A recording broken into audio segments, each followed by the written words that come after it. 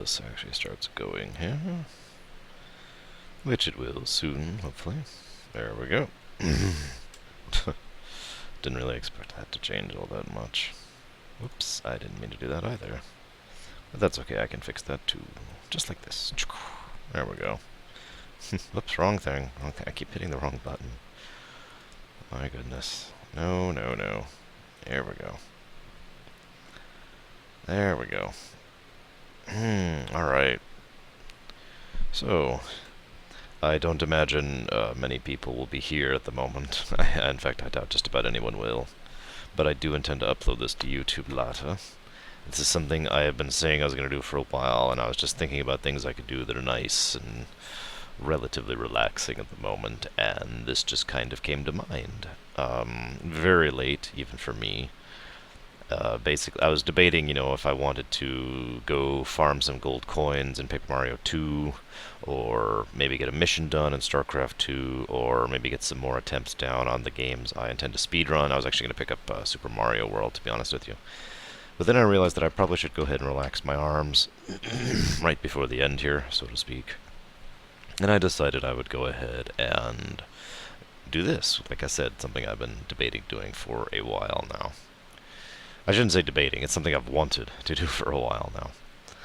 By the way, as an aside, I'm up to 302 subscribers on Twitch, which is astonishing. It may not sound like a lot to you, but it certainly sounds like a lot to me.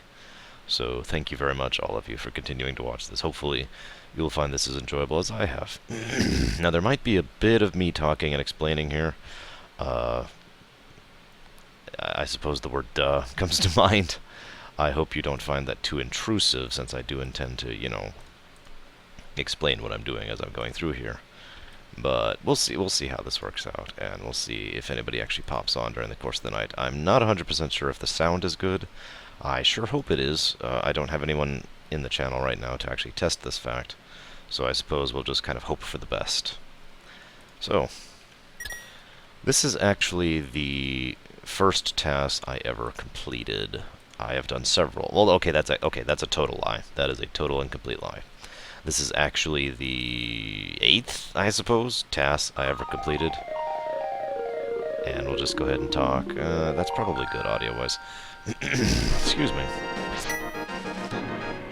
I did a number of TASs pretty much solely for the purpose of trying to get used to tasking in general, trying to get used to the mindset of it and the philosophy of it, trying to get used to how the game worked, how not the game worked, the tools worked, how the abilities worked, blah, blah, blah, blah, blah. Now, there's something that's very important to talk about, as it's doing the little intro thing there. Okay, as I've mentioned before, for me, tasking is effectively a form of artwork, something I do as a creative outlet, right? And so I basically have never done a pure-on TAS in the sense that most people think of the word, aka, I am doing this to beat the game as quick as possible regardless of all the concerns, or within a certain type of category, as certain games do allow for that sort of thing.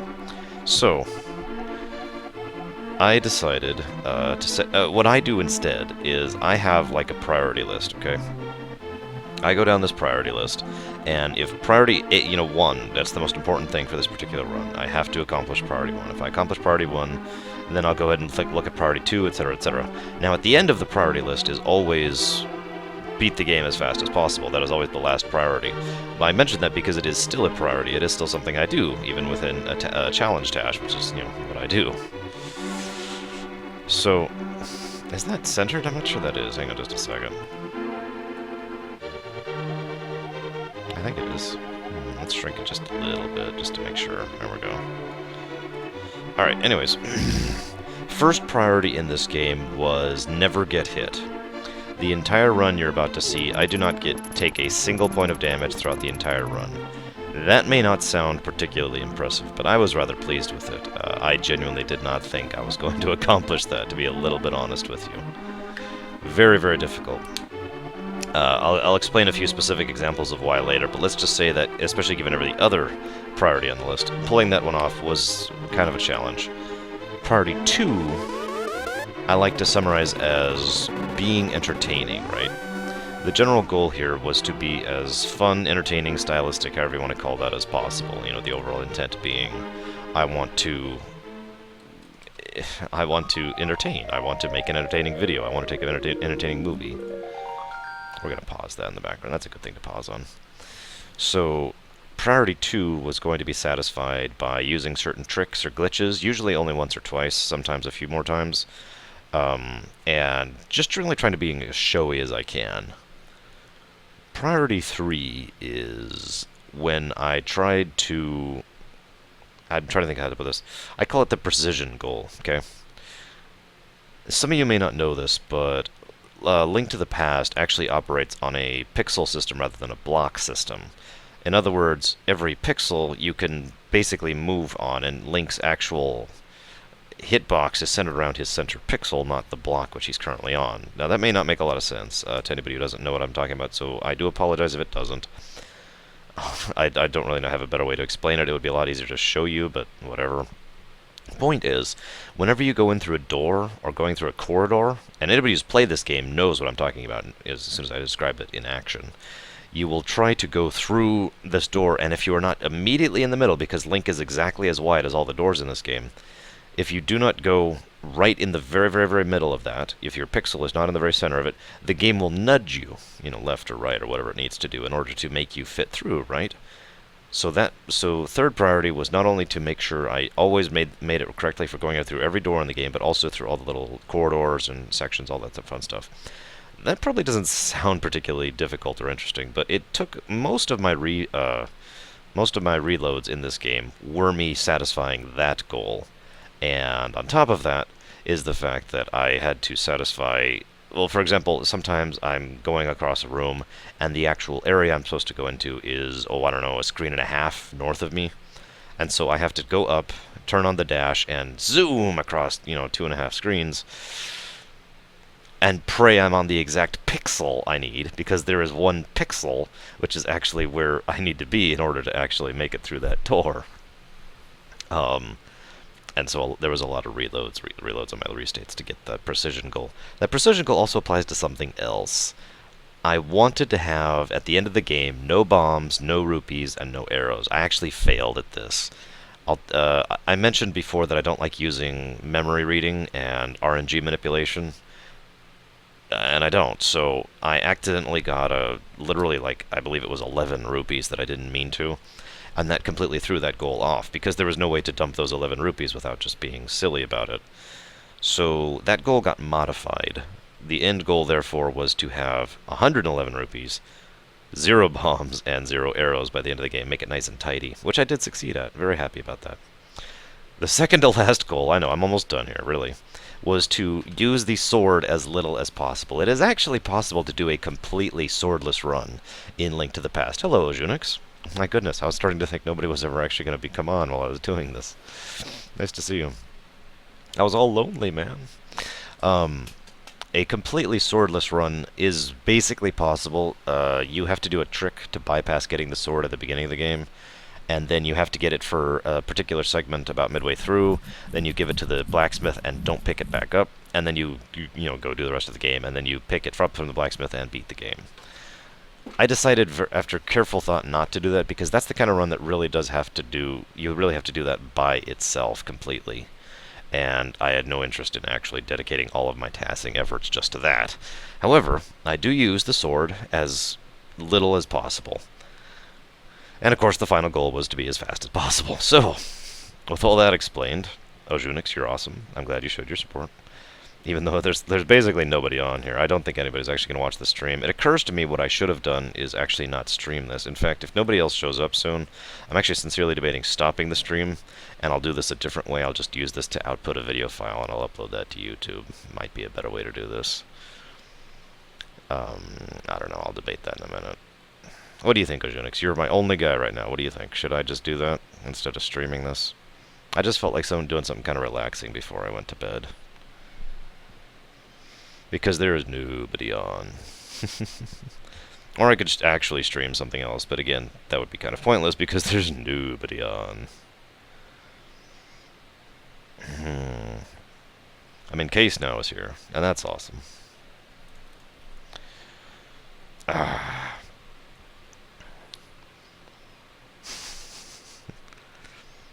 K-Snow? Kai-Snow?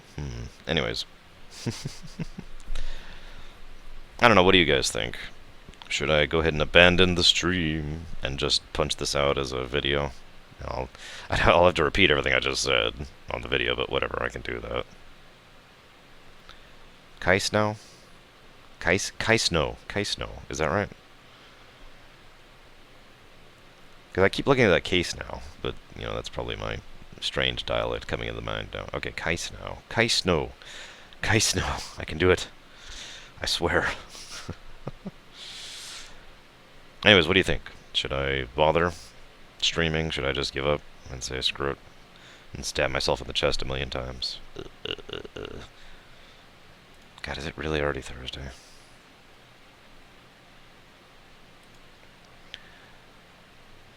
Ultimately, the difference to me is only minor. When I do the upload to YouTube, they're going to hear a bit of me talking to you guys before I get to the actual TAS, but ultimately the difference for the YouTube video is basically going to be non-existent.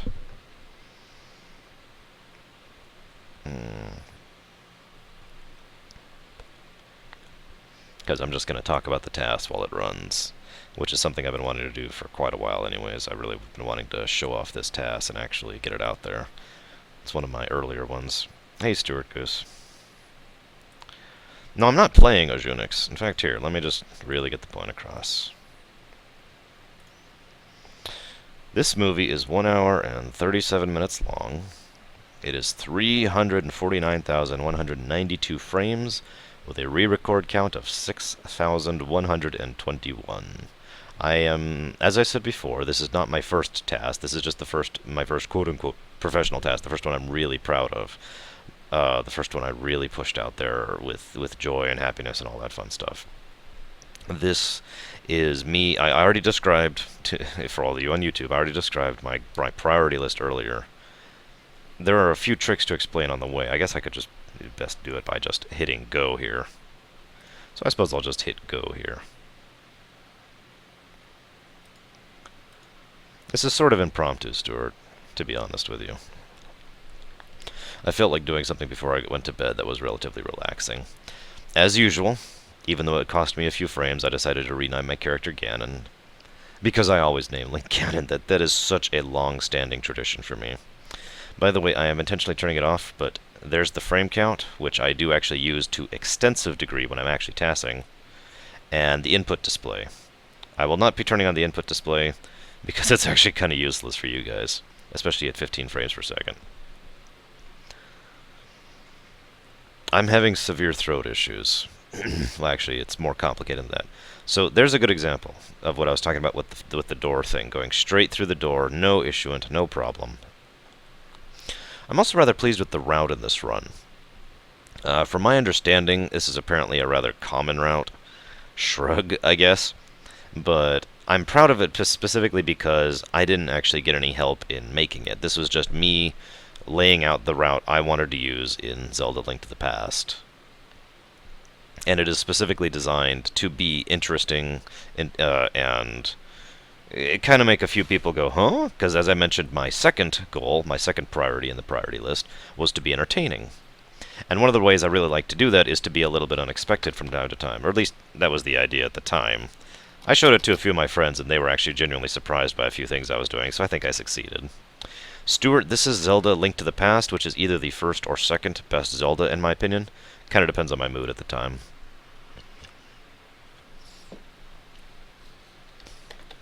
Again, by the way, you've already seen the precision thing a lot. I like to go right down corridors and paths and you know, be exactly on the thing.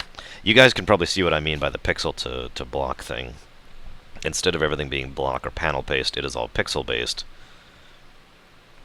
There's a way to avoid using the sword there. I decided not to. And it is actually faster by about, I think, 10 frames to jump down rather than to go ahead and use that. Now I went ahead and got this pod, even though it's a little slower, just because I love their falling animation, and I wanted to show it off at least once, and I wasn't sure I was going to for the entire rest of the run. There's a little bit of history about this run, too. But first I want to talk about tricks.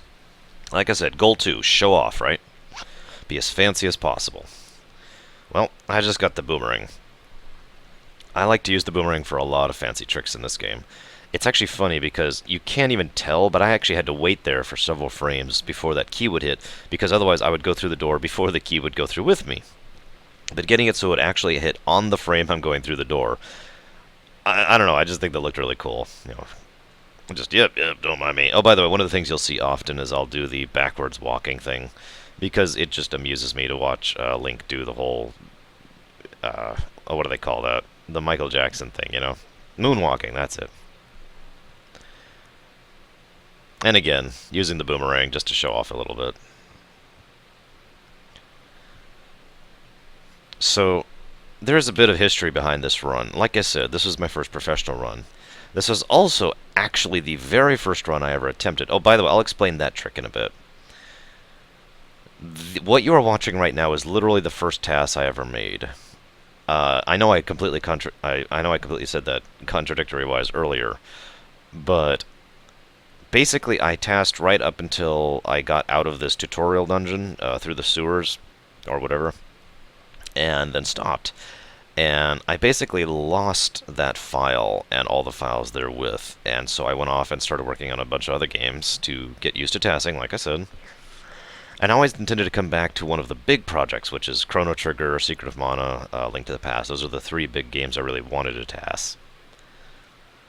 Well, I was really, really getting depressed and discouraged because I couldn't find any of my anything for this one, and I happened to be randomly going through something on my laptop of all places, and I found not only this task file you're watching right now, by the way, fun with the hitboxes there, but I found all my notes, all the route, all the little information. There is a ridiculous amount of information that goes into planning a Zelda run, speed run, or task. It's kind of silly, actually.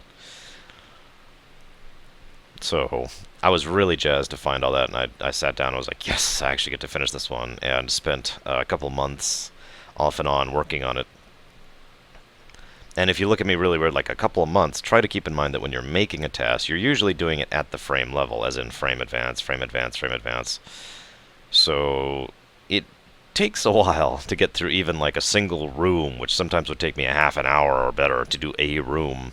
Like this room right here actually did take me a while, believe it or not. That's another trick I like to do. I call it the... Oh, shoot, I forgot the other trick I really like to show off. It's called... I'll answer your question in just a second, Stuart. It's called precognition, or at least that's what I call the trick. With two exceptions, and I'll talk about them when I get there. Anytime I need a particular item, I will already have it... basically already have it equipped the moment I can. In other words, for example, if I'm using the boomerang and I happen to have the lamp... And I know for a fact that in the future I'm going to need to switch to the lamp. The moment I'm done using the boomerang, I will switch to the lamp, even if I'm not going to use the lamp for another 10 minutes. It was just a little thing I was really insistent on doing, and helped. It's kind of a showing my work kind of thing. I wanted to show off the fact that I had really planned everything out all the way, and I was really pleased with how it turned out. This is just me playing around with the boomerang some more, of course. What made me want to task? I've been a follower of the TAS community for basically as long as it's existed. I am well aware of... I unfortunately can't think of his name, but the gentleman who did Super Mario Bros. And Super Mario Bros. 3 back when most people didn't know what the word TAS meant, and thought that was actually a person playing the game. And I had been following the idea for quite some time, and I really liked the concept of doing a TAS, because a TAS is effectively an input movie, for all intents and purposes. It's something you can't really do with most media.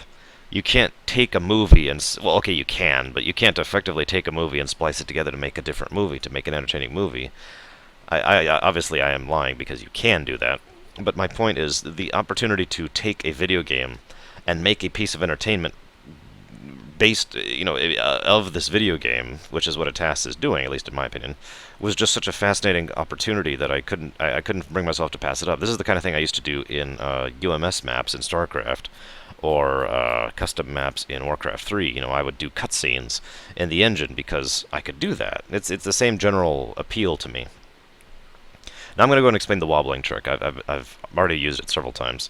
When going left or up, you can alternate left, holding left, left and right, left, left and right, left, left and right, every other frame, and you will move faster by a rate of, I think it's like 1.33, something like that. Faster than, what you could do otherwise.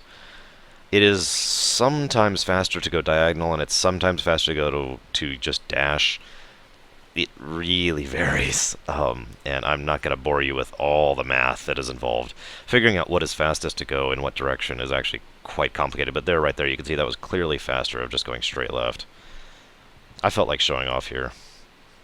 So I killed a lot of those skeletons, 2 of them actually, before they even spawned. Because I could. So, I don't know why I picked up that compass. I swear I had a reason at the time. I'll never pick up another one again, or a map for that matter. Just whatever. That trick has its own problems, quite a few actually, but it is also basically required for many of my goals. In order to get through some rooms without getting hit, or to be as fancy as possible, both, my 2 primary goals there, sometimes you just need flat-out speed. There's nothing else for it. So sometimes I absolutely had to use the wobbling trick in order to go over there and get to the point quickly enough without a problem. I try not to use the wobbling trick whenever I am in an area like this. Good morning, companion. Or afternoon, I suppose, whatever it is for you. I try not to use the wobbling trick when I'm in darkness, because it will make the lamp do that jittering thing, and you guys are seeing it at 15 FPS, so you can actually see it proper, quote-unquote. But trust me, it looks really horrible. And it kind of screw up some people who watch it. So that probably looks like absolutely nothing what I just did. That room took me about 20 minutes of optimizing in order to manage to get through there without an issue. And you see how I just used the wobbling trick again and still barely managed to avoid being hit by the anti-furry? That's a good example of having to use it in order to not get hit by something. Pretty much flat required in many cases.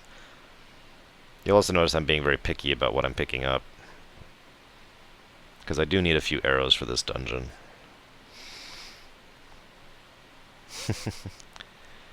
Oh, trust me, I put so much work into this task. That's actually the main... I'm really proud of this room. You're going to laugh at me for that, though. And done. That's another room that took about 15 or 20 minutes to do. Not even joking. That took some very serious thought, planning, effort, and skill. Funnily enough, these guys actually don't have a hitbox until they activate. I didn't even know that until I was doing this. So you can actually just walk right through them like I just did and hit the button, which he's actually standing on. And yeah, there we go. Now that's the first mistake. I mentioned there were 2 mistakes for not doing the precognition for switching to items properly. That's the first one. There we go. 24 arrows, which will be plenty for the boss. I actually needed 20, I believe. Now this sucked, because the bow is actually really hard to use efficiently. There's actually a pattern to its usage. You cannot simply mash it like it looks like I'm doing. And I win. Ah, God, I love watching that fight in fruition. You have no idea how long that fight was. Actually more like an hour or so. Because see, you literally cannot use the bow rapid fire. If you try to rapid fire, and anybody who's played this game knows this, you'll do the draw animation on the bow and nothing will happen. No arrow will come out. You have to do it's like a 1-3-3, 1-2-3, 1-3-3, 1-2-3 pattern. It's really hard to describe. When you TAS a game, you really start to know the patterns in the code and how they do frame rate. Chrono Trigger is another excellent example of that, because it's never just one off. It never is easy. And the reason for that is because most games aren't coded to pull input every other frame. And so you have to figure out what frames they are coded to pull input from, and it's usually a formula, not just, every other or every other or whatever. Again, it's a pattern, like I just said. So that was basically like aim, wait 2 frames, start the draw, pull the draw for like 2 seconds, and then, I'm sorry, 2 frames, and then let the bow go, and then turn, and then pull the bow back, and then do it for 2 seconds again, or 2 frames again. You get the point. That took a long time to optimize, but I'm really pleased with how awesome that turned out. So this is a section I actually had to redo because I'm an idiot. Twice, actually. I did this whole section pretty much exactly as you're seeing it right now, actually, and then I was like, shoot! I forgot to switch the weapon to the book as soon as I equipped it. Oh my god, I totally screwed up. Well, then I forgot that every time I do the save quit thing, it resets me back to the arrows, so I then went back, switched it to the book as soon as I got the book, saved and reset, and saw that I was on the bow, and so then I had to go back to my last backup save, which was actually before I did the whole route. Did the whole route again, and did what you're seeing right here. Planning for a TAS is kind of hard to describe. It very much depends on the game. Basically, you have to you lay down your goals, like I talked about earlier. I don't think you were here for that, Stuart, actually, but there's priorities. By the way, this is probably my favorite precision run in the whole thing. Just stop out of nowhere, exactly where I need to get right up in there. I love that. It just looks so smooth. Looks like I knew exactly where I was going, because I did.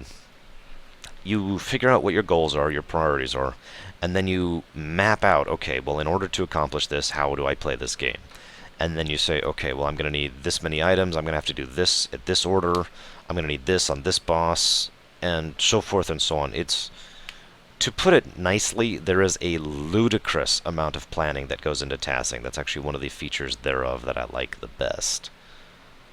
By the way, there is no way to avoid getting hit by that guy without killing him. I tried many, many ways. That's why I go ahead and actually use the sword there to just kill him.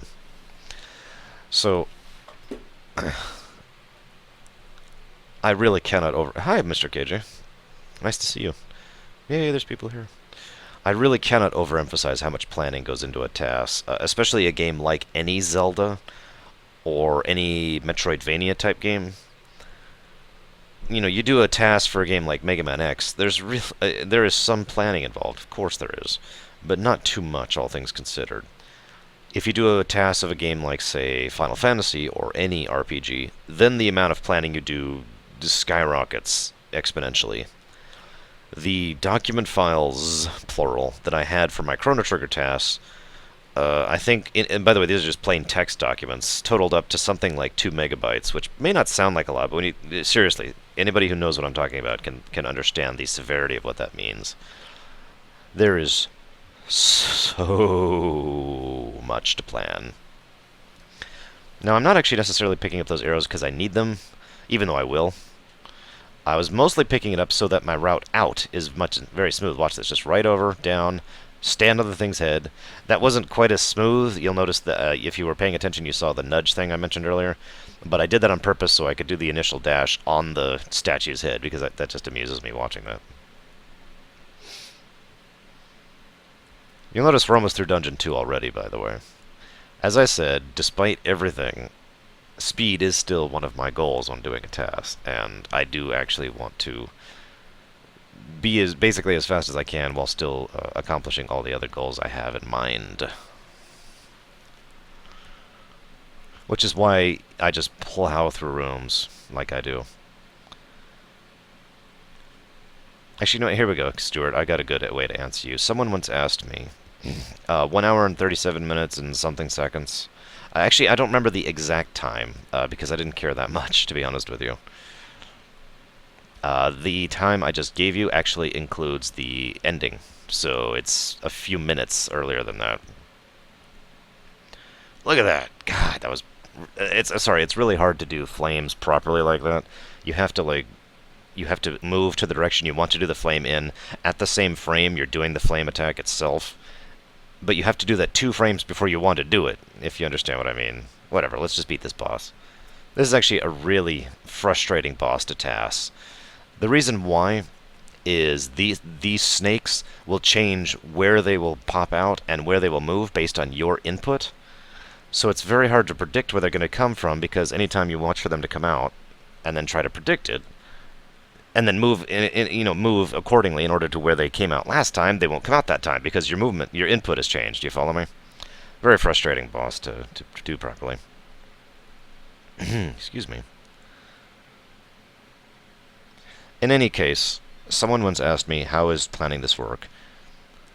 Ultimately, I like to think of it in 2 layers. Every single room is its own planning session in this game. That's especially true for a Zelda. In fact, I know most speedrunners, people who are just sitting down and playing the game think of it in the same exact manner. You have to have room-by-room strategies. But then you also have to have the strategy for the overall run. What do I need for the next room? What do I need for the next dungeon? What do I need for the next dungeon? For example, this is probably a good time to talk about this because this is kind of a boring section here. One of my biggest problems doing this task was what I call the rupee problem. Anybody who's played this, you need 110 rupees in order to proceed with the game.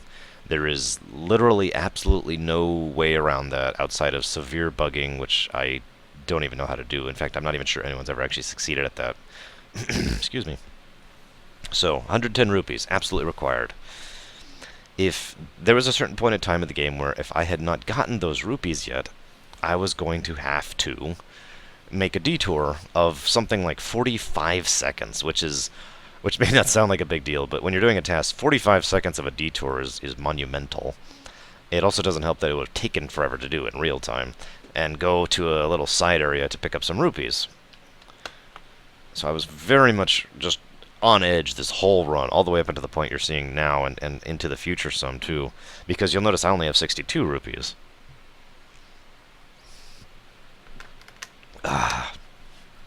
Link really likes his moonwalking. What can I say? I think we're going to start calling it Link walking. That makes more sense to me anyways.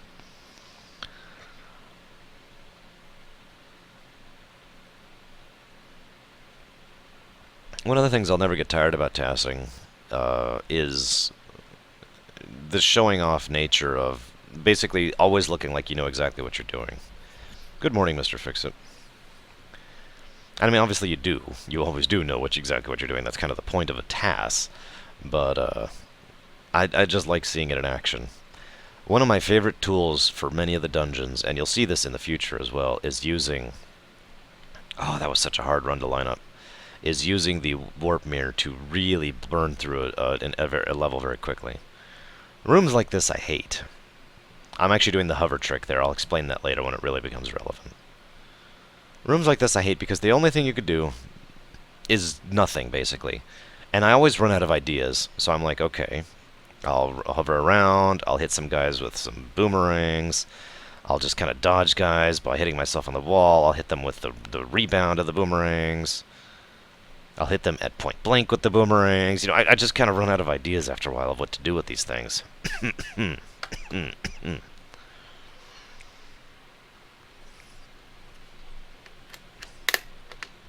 Although I was rather pleased with that last shot, literally taking him out the moment that the door opens.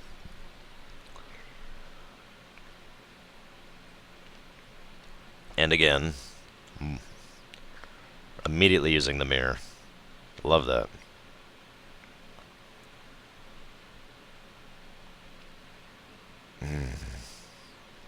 Now, these guys are actually rather irritating. There are ways to deal with them without using the sword.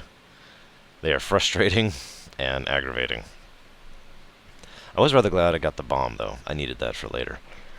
This is a trick I actually discovered just using this on the SNES, that you can just kind of slide right down there up against the wall between where the wall and the pit is. I'll do that again in a minute here. Now you'll notice I'm kind of side touring it. That's because I realized that these guys have a good chance of dropping rupees. And as I mentioned, I really need rupees. So I just used the hover trick for the first time for real. For those of you who don't know what the hover trick is, as you may or may not be aware... Oh, by the way, that red rupee I just got basically just saved my run, because now I actually have the ability to do the 110 rupees later. Well, you say that, Mr. KJ, and yet I played this game called StarCraft 2. It didn't seem to help me much. So, I'm sorry, I'll talk about the hover trick in just a second, even though I'm still doing it here. I hate Moldorm. I suck at this fight, usually. I really do. So I kind of went out of my way to make him look as easy as I possibly could, because I would just hate this fight so much. And I really wanted to just make him look pathetic by comparison. So I did. No real strategies to him. He's actually quite easy at a task level. He's even easy at a speedrun level, if you know what you're doing. Anyways. Once you get the speed boots, the Pegasus boots, which is quite early in the game, of course, if you hit... there's actually a pattern to it. As usual, it's not every other, but if you alternate on hitting A and then not hitting A at the frame level, you will kind of scooch yourself forward, and you can move just a little bit, and you won't be able to fall while you're doing that. Now, there's actually a lot of complexity in how this works. I'm not going to describe all of it. There's no reason to go into all that. There's another bomb I needed. It's doing really good on the bomb so far. But suffice it to say that you can use that in certain circumstances to hover over pits or across barriers that otherwise you couldn't, and it's extremely useful for that reason. I try not to abuse it. I am aware of the fact that the actual proper TASs of this game use it pretty much almost to exclusion to just bypass tons and tons of content. I tried to only use it when it was fitting with all of my priorities, you know, showing off, grabbing the Master Sword, love that scene. Always gotta love that scene. But you know, I only used it when I felt it would either be showing off or making sure I wasn't getting hit, or for example, there's a single room which I hated in Ganon's tower, which I ended up using it on just because it sped up the room by about 20 seconds, and I figured, okay, 20 seconds is worth it, you know.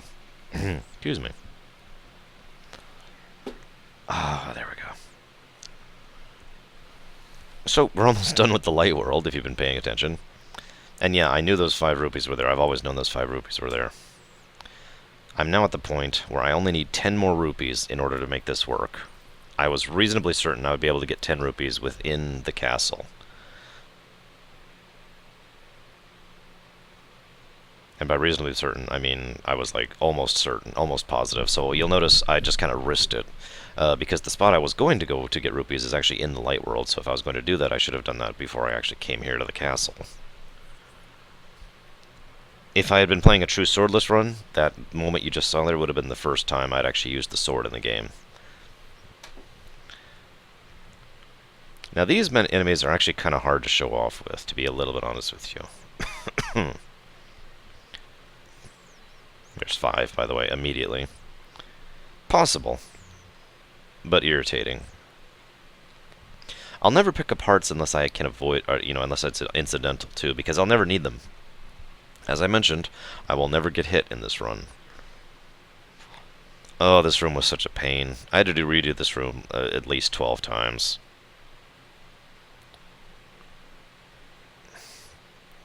It's always kind of hard doing a room in the dark without lighting anything, because, you know, you're showing off because you don't want to light anything.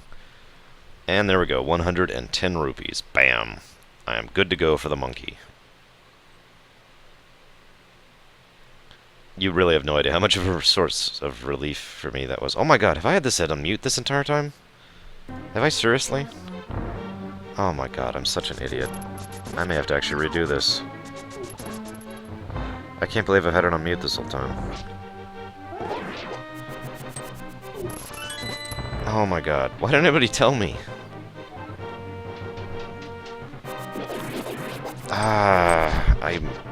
Wow. I know I'm tired. You know, I'm about to go to bed and all that, but damn. Maybe I will do a separate version of this for YouTube, because damn, I can't believe I messed that up. By the way, those guys are actually really, really hard to go through without getting hit, because they had the pikes that they're hitting with actually have a much larger hitbox than it looks like.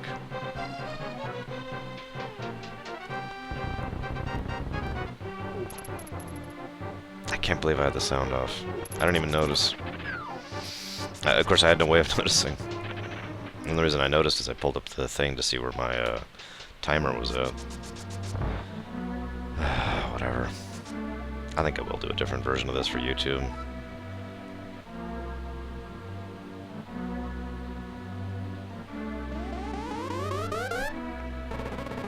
No, I'm sorry. I'm not blaming you guys. Don't mistake me. I can't believe I made such a stupid mistake like that. I am such an idiot. Now, I have to admit, when I first played this game, I was stuck for so long, not figuring out that I had to cut away the curtains, because I'm an idiot, apparently. So the first time you fight this guy, he's actually really annoying to optimize, because he will randomly do one of his 3 attacks, and, as usual, your input will determine which of his attacks you do, so you kind of have to just be, like, ready for it, or guess, like I did there. And I actually got fortunate more than once in this fight. It's also kind of hard to show off in this fight, because there's only so much you can do with the ping-pong match. I did like to do, you know, just barely dodging maneuvers, like I just did with just barely dodging the lightning, which is also much harder to do than it looks. And I like to do the point-blank shots, like that, before you even see the shots show up. And he's dead. Oh no, we're going to the dark world. Long cutscene. Longest cutscene in the game, not counting the ending.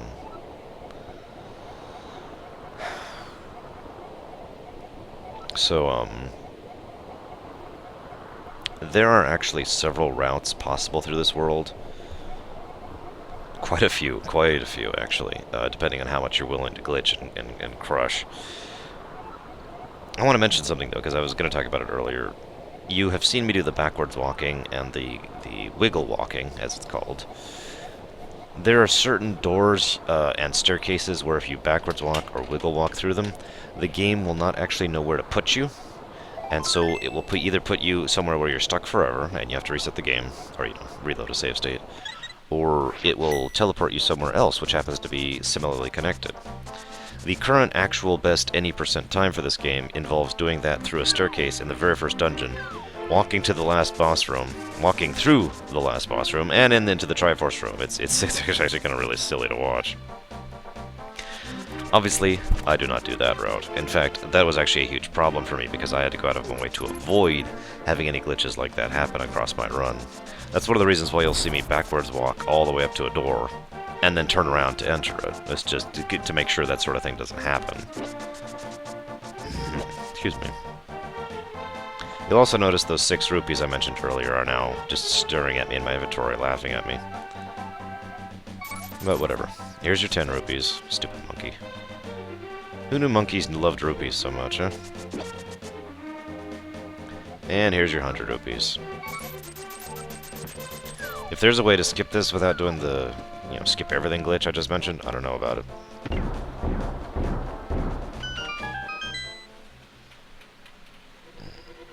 This dungeon was really fun to do.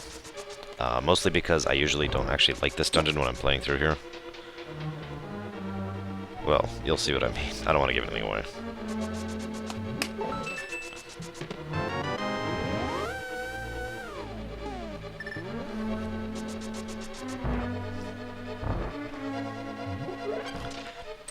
I'm going to need a few bombs for here. Fortunately, that one bomb at the beginning always respawns. That turned out to be a huge lifesaver for this run.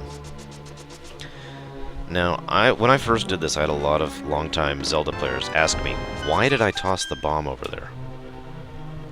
Anybody who actually knows this dungeon knows that you eventually hit that from the other side. And bomb your way through it from the other side, like 2/3 of the, or well, more like, yeah, like 2/3 of the way through the dungeon.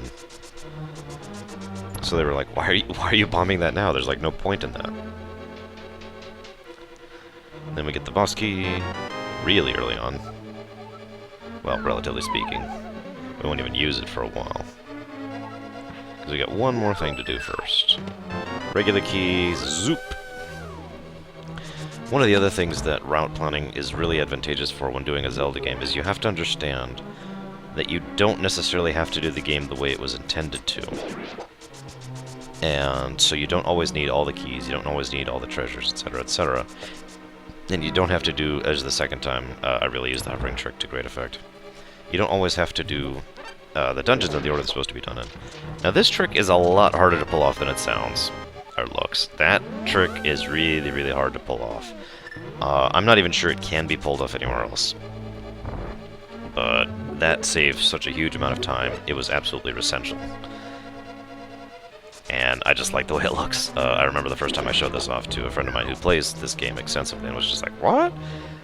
Well, that trick was hard. This trick was almost impossible. I almost gave up on this trick here because this trick took me about 40 minutes to perfect. That's not a joke.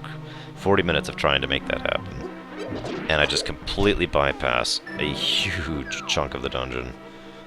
Go straight to the part where I'm going to go down to the boss.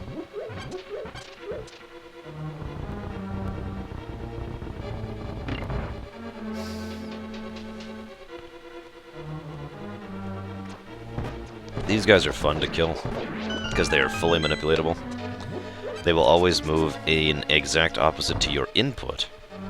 That's important, by the way, not your movement. If you're holding up, but you can't go up, they will still go down because your input is still up. So, while you're shooting, for example, the arrow, you can't move. but you can still be inputting left or right or whatever, and so as you're shooting the arrow, you're still inputting to the left, so the guy is like, oh, I better move to the right then. And then runs right into your arrow. A lot of fun to manipulate those guys.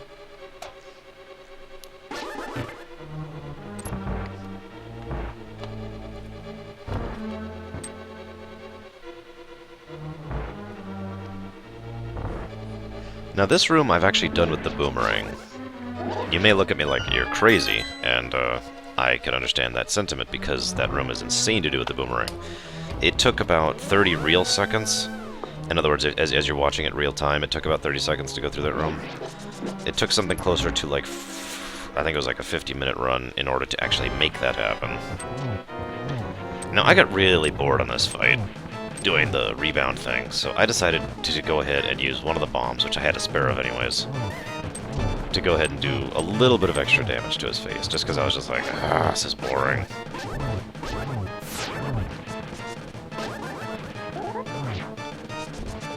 And then I decided to kill him with a dash, because why not, right?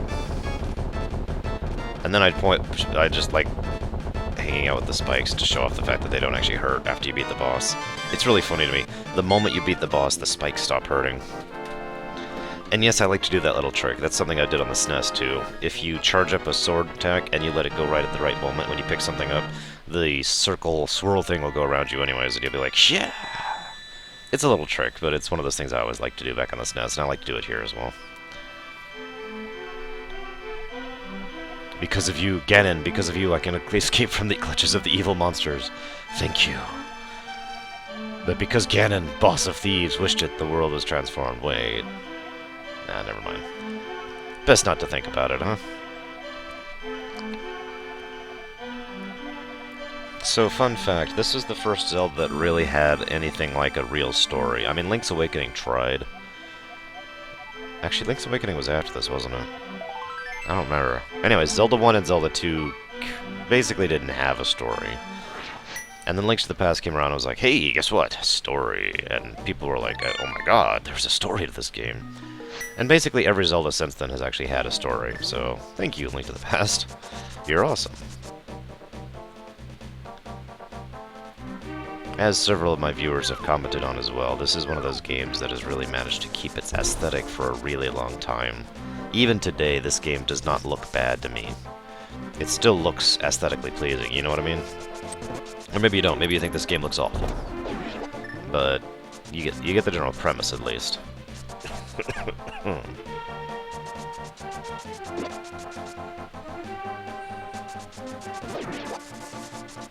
So, most people at this point who have played this game are like, where are you going?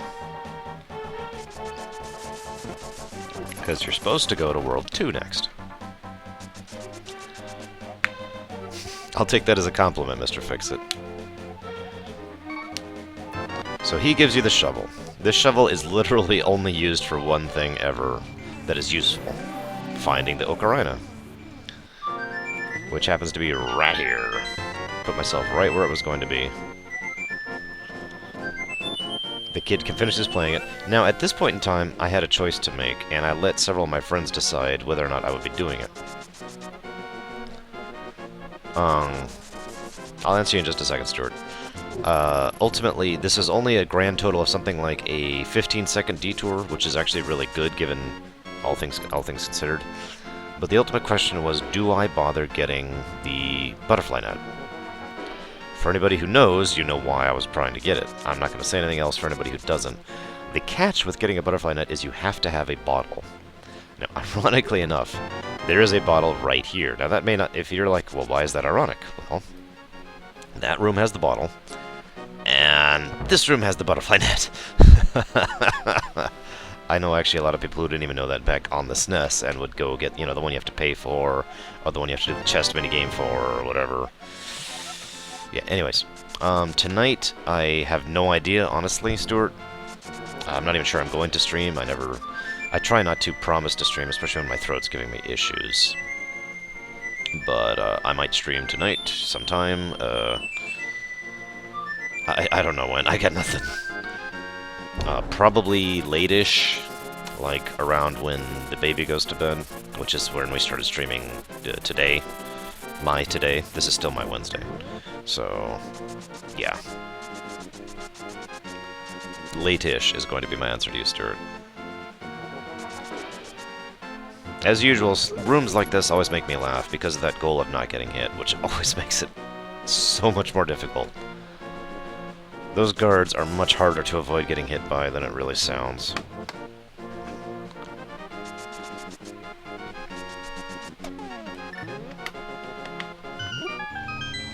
So, now we have completely gone a very bizarro route. I do know a few people who did this even in the SNES era, but most people don't because there's not a lot of reason to. There's no real benefit, you understand what I mean? It's not like there's I mean, you actually get less items that you might otherwise use otherwise. Now, I skip a fairly large chunk of this dungeon, but you can do that on the SNES too. Most of this dungeon is just here to add to your confusion. Rather appropriate given the thieves' hideout. Part of the problem, Stuart, is I would be doing something right now regardless. You know, the problem right now is my throat. I mean, yeah, I'm tired, but all of my problem is in my throat and my neck right now. And I just felt like doing something before I went to bed other than just sitting here for an hour and a half. And I figured, you know what, screw it. I was originally going to actually do something, you know, play Mario World or something like that, but I decided to do this instead because this involves me just kind of sitting here chatting. And thinking, of course, but you know how that goes. So, these rooms suck to speedrun without getting hit. I just feel like saying that. We've got conveyor belts, blobs, globules, spikes, flames, anti-fairies. You have no idea how many times I redid those damned rooms trying not to get hit. And still, yeah, you know, not just be creeping my way through the room. Holy crud. Oh my god, I hated those rooms. I hated this room too, but only because it was hard to optimize.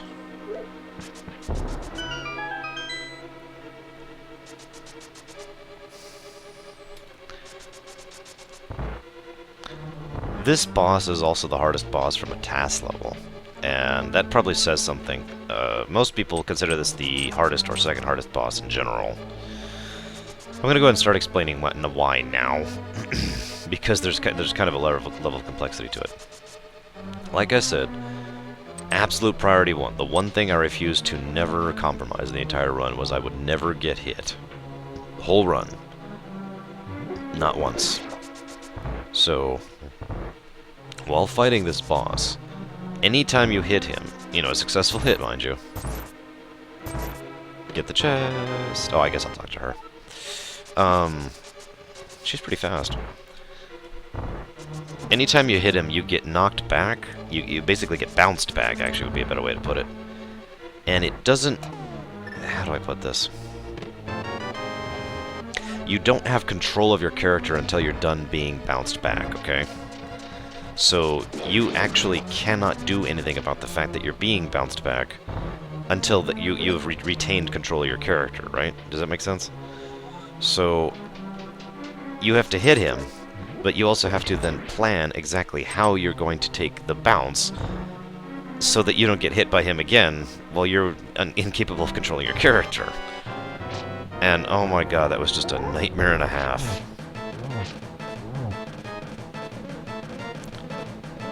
I like to just run around to really show off that I can't get hit by him, but as you can see, there's shots going everywhere. You see the bounce back. It's so minute. It's only like, I believe, 20 frames or so bounce back, like right there. You only really saw that because it's lagging so much, and that was another good example of the bounce back right there. Planning every single one of those bounce backs was all of the difficulty of that boss. And yes, I did just trounce blind in about 5 seconds. Screw you, blind. I hate that fight.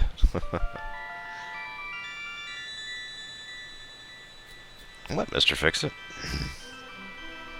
I don't see anything wrong with this. Ganon, because of you, I can escape the clutches of Ganon. Thank you. So yeah, we just kind of skipped ahead quite a bit in dungeon order.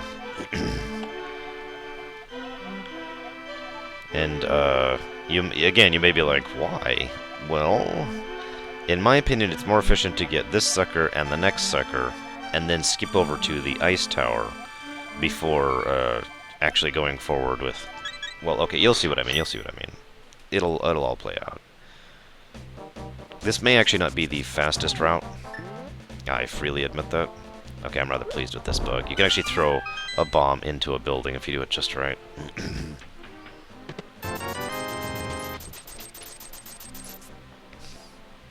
Now, you may wonder why I did that.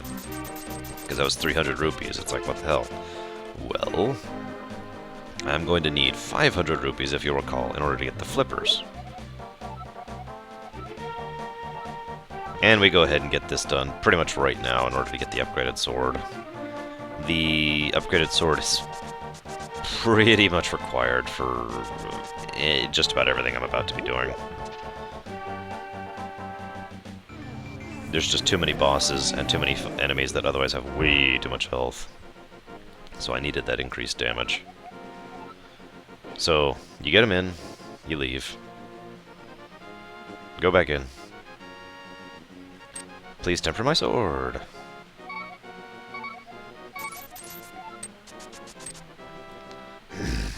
Leave. There's no trick here. You can do this on the SNES just as easily. Right back. Hey, is my sword done? I know it's been 20 seconds. Yay! Sword's done.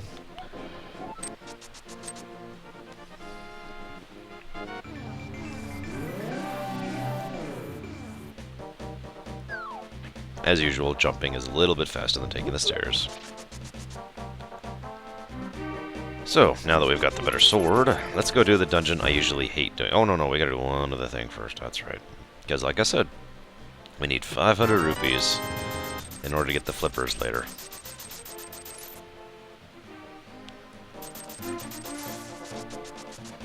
And we've got it now. This game is not easy, trust me. I know many people who are even good at like the 3D Zeldas who play this and just get stomped because they don't... because it's hard. It's not super hard, you know, I'm not talking like Ninja Gaiden or anything like that. But this is not an easy game, don't mistake. But if I'm making it look easy, I am doing my job correctly.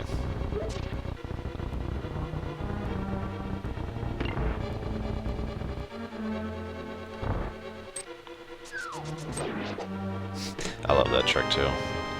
I love it. You get the big key like 2 seconds into this dungeon. I hate this dungeon. God, I hate this dungeon. Back out. Back through the skulls. Back through the skull horribleness. Into the other skull. I guess those were ribs earlier. Next use of the hover trick. Pretty much required. We get this thing called the fire rod. It's all over the place, spread out, twisted. It's surprisingly non-linear. And plus I get creeped out by the section we're going to be getting to in a minute. I also admit I was really stuck on it for a really long time because I didn't know you're supposed to use the fire, excuse me, I wasn't aware you were supposed to use the fire rod on the insect. So I just got stuck here. Okay, so look at this real quick. See that? There's just this insect sticking out of the mouth of the skull. I only saw it for like a millisecond, but God, that just creeps me out. That's the fourth use, or fifth, I think, actually, use of the hover trick. Pretty much required use of the flame torch there. I'm not I think I'm going to take that as a thank you, as a compliment, Stuart. Because I don't actually consider myself all that good at Mega Man, to be honest with you. I love that trick, too. If you aim it just right, you can actually hit someone twice with your circle thing, as long as they don't get killed by the first one. And we're at the boss. So this is, most people consider, the second hardest boss in the game. The floor moves on a conveyor belt. And there's spikes lining all the walls, and the spikes come out and move at you. Oh, and he's going to shoot stuff at you, too. He shoots just like that, see? Most people consider this a pretty hard fight. He's dead, by the way.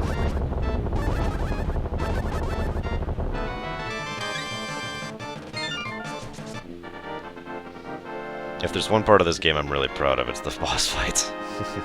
Well, of this run, I mean. Okay, that's a lie. I'm really proud of the route, too, but whatever. And a few individual rooms. I need to be better, Stuart. I need to be even better. Mwahaha.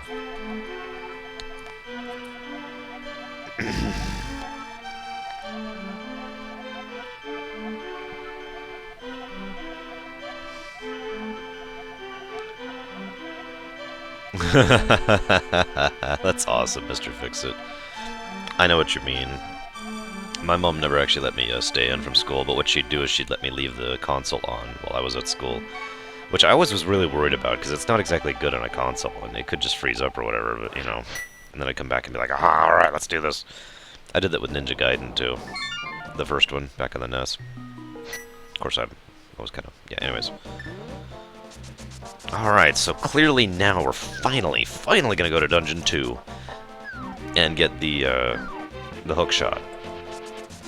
I mean, everyone loves the hook shot. It's like the best item in any Zelda ever. No, we're going north for some reason. Why are we going up? Where could we be going that up requires?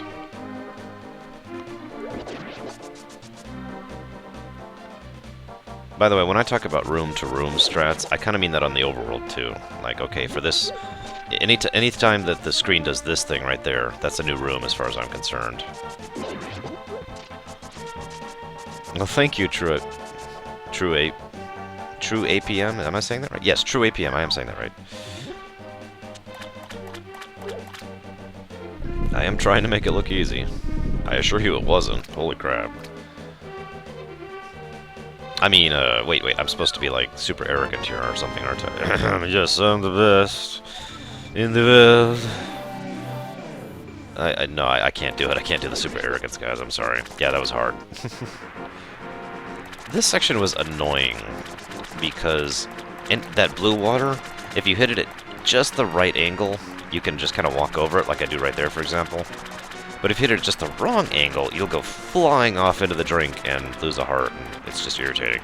Oh, by the way, when I say that I never get hit in the game, I should actually say I never lose any hearts in the game, because I never fall into any pits or anything either.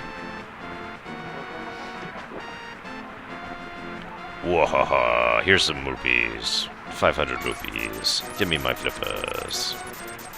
Wahaha.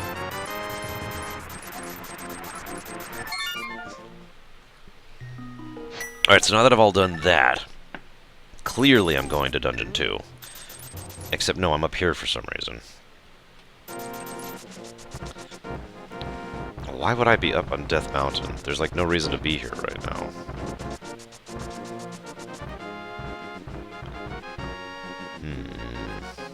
There's a trick to really fling yourself up things like that staircase. It's kind of glitchy, and it can cause some real problems with the RNG and the step locator, so I decided not to use it in this run. So yeah, I lose about 2 or 3 seconds every time I do something like that, but I don't care. Hey, a piece of heart that I don't need, for I am invincible. Aha! We're here to get Ether. Second most awesome ability in the game. Very cool. It's kind of a shame that... Oh, here, this is kind of cool. I always like doing this. If you do it just right, you'll like hit the wall and go flying back, and then the bird will actually catch you in midair, and I don't know, I think it's cool. Don't make fun of me, man. Sniffle, sniffle.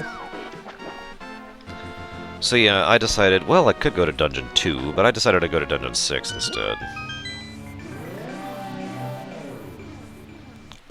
Now, anybody will tell you that in virtually every Zelda game there is one dungeon everyone hates. Just kind of universally. I'll give you 2 guesses as to which one that is in this Zelda.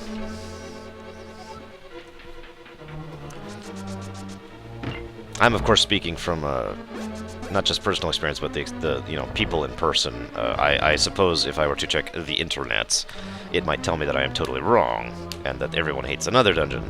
But from everyone I've talked to in person over, you know, my many years of being a video gaming nerd, well, geek to be specific, most people say, well, everybody actually says this dungeon.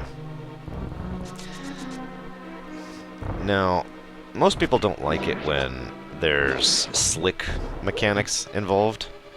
I love that trick. God, I love that trick. Sorry, what I did there was I turned the thing, immediately left a bomb in order to turn it again, and then got across in time to grab the second one so that when I turn it again, it's where I need it to be when I go down the pit, which, by the way, I'm already in. That saves so much time in this dungeon.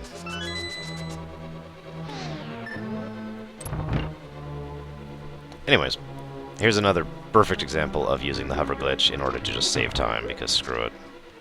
Screw it, screw it, screw it. So anyways, yeah, most people don't like slippery mechanics, you know, when you're on ice and stuff like that, like here. I assure you, it is really, really, really, really hard to control Link on that surface. He slip and slides all over the place. He has, like, the weirdest physics mechanic in the game on that slide. The only way to undo it is the dash. The dash pretty much completely negates the slipperiness. And that's kind of why you see me do that so often. Now there's the... by the way, there are several cases where I will not be getting the treasure from the dungeon, because there's no reason to. I actually don't care. I have no interest in it. So I'm just gonna move on. Bye, guys! Don't need the treasure. This is another one of those circumstances where I know several people who got stuck here a lot. Now, you want full magic going into this fight, which is good, because I have it. The reason you want full magic is if you do this just right, that will completely nuke him, just like that. And then he turns into 3, and then you just get right up in his face, and it's just, you know what, I'm not taking any gruff from you, little eyeball cloud thing. You and your ice cubes that are falling over the place, screw you. I'm telling you, you gotta show these bosses who's boss. And there's the trick again.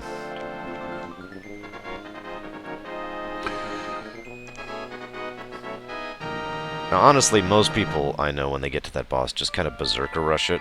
For those of you who don't know what that means, they just try to have a lot of hearts and just say, screw it. Don't even try to dodge the icicles. Don't even try to dodge the eyeballs that are bouncing all over the place. Just hit him. Hit him. Just go.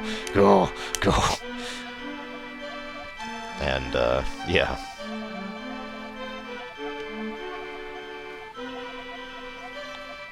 And that was also a difficult boss not to get hit on, by the way.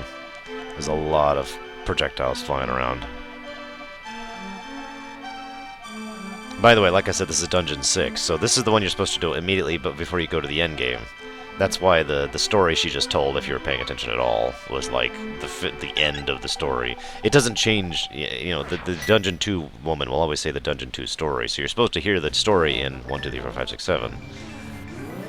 Obviously I'm not, because I'm just bouncing all over the place, because hey, why not? I like that little trick too. So this sucker. This is where several people who've played this game before, just started saying, "Oh my god, I can't believe you did that." You'll see why in a second.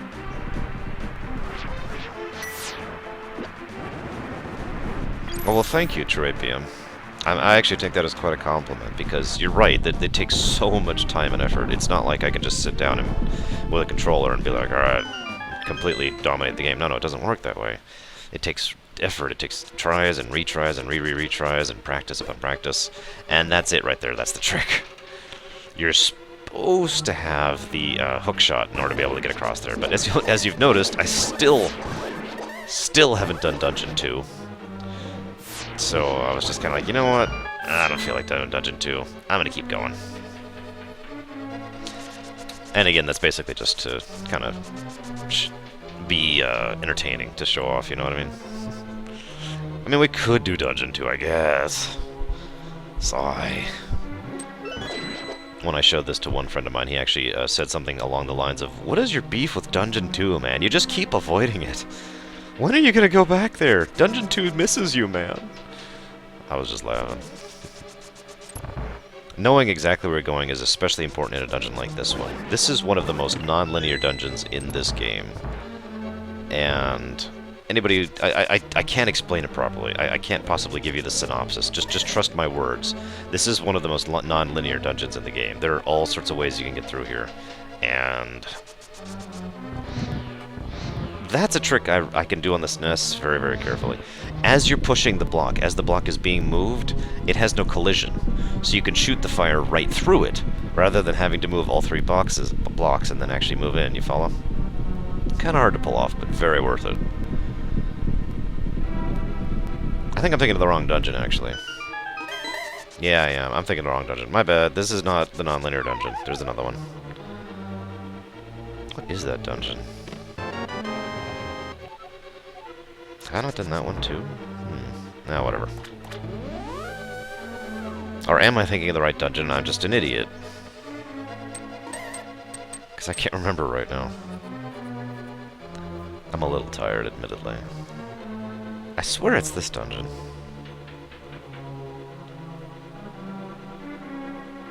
As usual, not getting hit requires me to kind of be careful sometimes.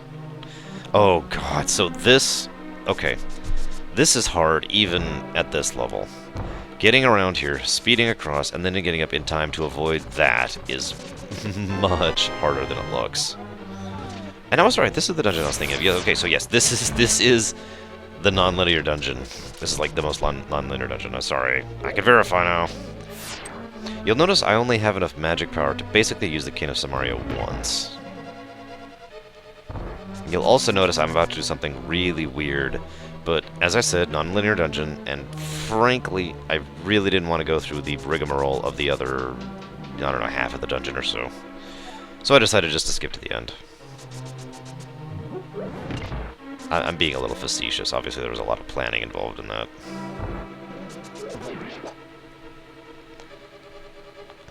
Hey, Joe Neutrino, what's up? This is one of my favorite little tricks here. See, once you do this, it goes up. You go up just high enough, it hits the switch, you go right back down. You can actually really do some fun tricks with the Cane of Samaria if you know what you're doing. And you'll see me do that a lot in the in Ganon's Tower, the last dungeon. Switch it again. Barely dodge the anti-fairies.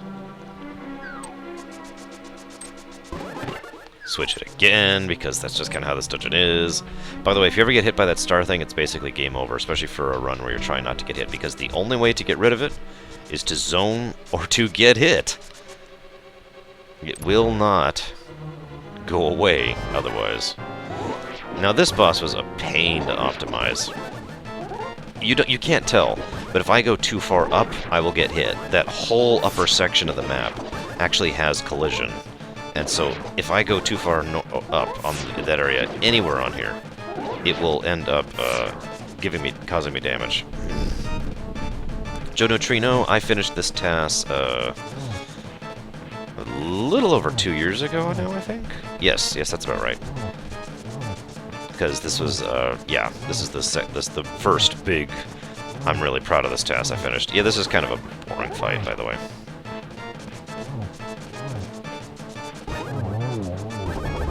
And then I can finally go up and not actually get hit by the slime. And yes, it is quite late, even by my standards. I will be going to do it basically as soon as this run is done. Which will not be too much longer, actually. We've got to do Dungeon 2, finally. And then Dungeon 7, and then Dungeon, last dungeon, and then we're done. Fun fact, I actually was seriously tempted to go ahead and do Dungeon 7 before Dungeon 2, because you can. Just to keep the running gag going of ignoring Dungeon 2.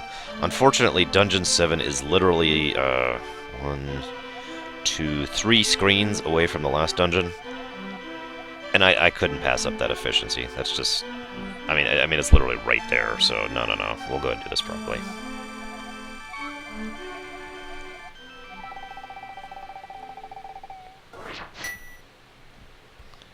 There are tons of special conditions. First special condition, no damage. Second special condition, excuse me.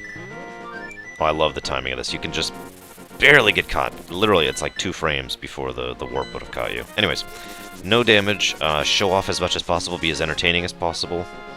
Third condition is to be as precise as possible. You can see me making very precise movements and hitting doorways exactly on rather than letting them nudge me in. Also, I will be ending, as part of that precision, I will be ending with 0 bombs, 0 arrows. 100% efficiency is actually what I call that condition.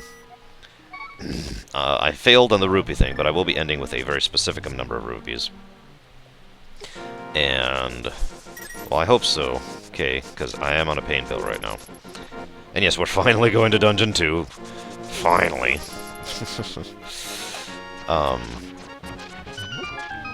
And I'm on a pain pill. I'll be completely frank with you guys. That's why I sound okay right now.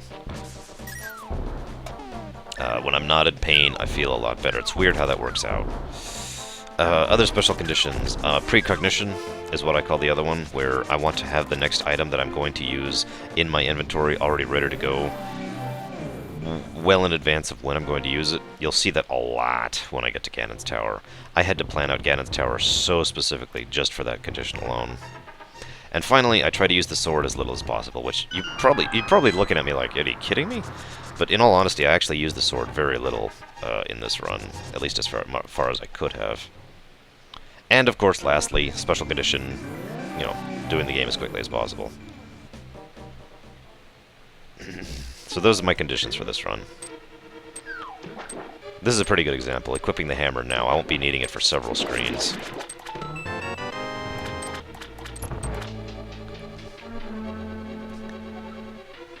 Hey, Resurrect. What is up?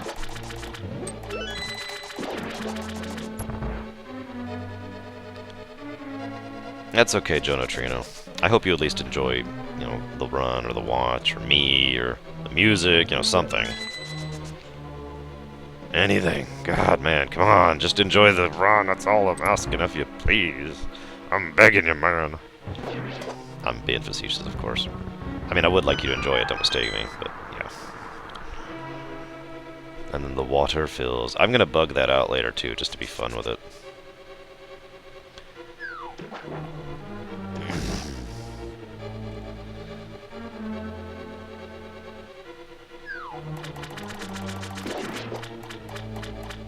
I'm really proud of this TAS. That's one of the reasons I really wanted to do this video for some time now.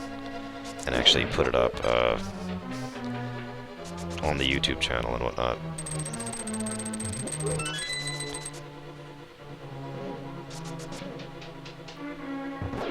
I don't know if you even saw that, but I actually managed to despawn one of the flames of that little jet flame thing there for 1 second while I hit it, because I managed to hit the stair at the very same moment my sprite had the same spot as his sprite, so mine took precedence.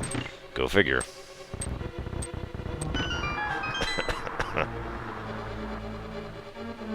And like I said, managed to glitch the water out, so it didn't even show up.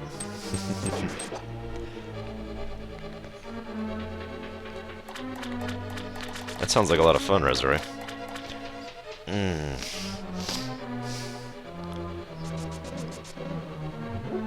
hope you're taking tons of money, because, that's kind of how that goes.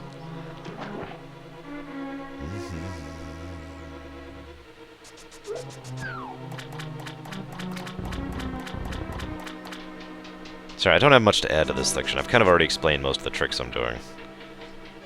Although, I was really pleased with this room, too, because this room is a lot harder to optimize without getting hit than it looks, because of those water globules. You notice how they came within pixels, literally, of hitting me? Yeah.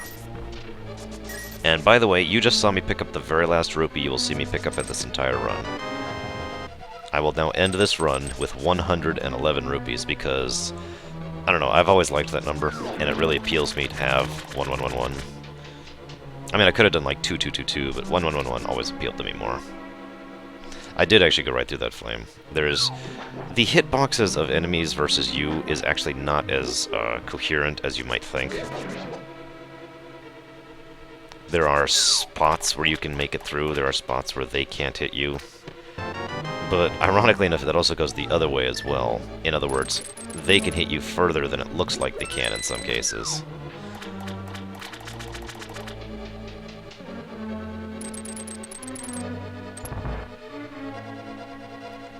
Now this trick is so simple.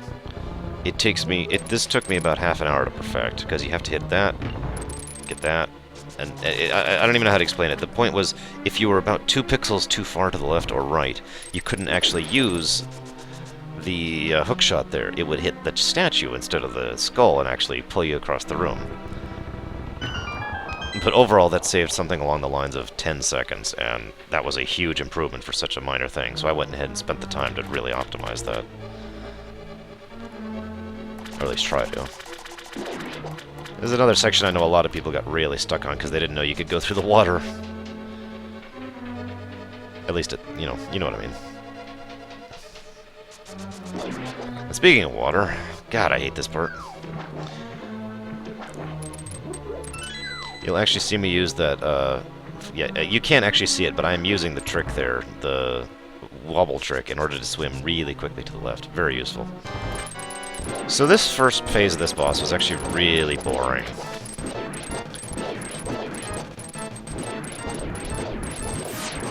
And that's the end of the first phase. I know he's going to land right there. He always lands right there. It's his very first time. And you can kind of manipulate where he lands. And if I don't, you couldn't really even see the trick I do, but if you let go of the charge attack, the frame he gets hit by your sword just being held out, you'll still do the charge attack, so he'll get hit by the sword, the first swing of the charge attack, and then you'll swing around and hit him another time. That's why he died so very quickly there. I literally hit him 3 times within the space of a second. And 2 of those times were double damage, so yeah.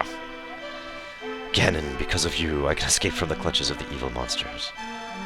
Oh, I never lost hearts. Every time you start and here, you'll see me do it in a minute. I can just explain through action. But every time I do that, my hearts reset. I'm never actually at max hearts except for the very beginning of this game.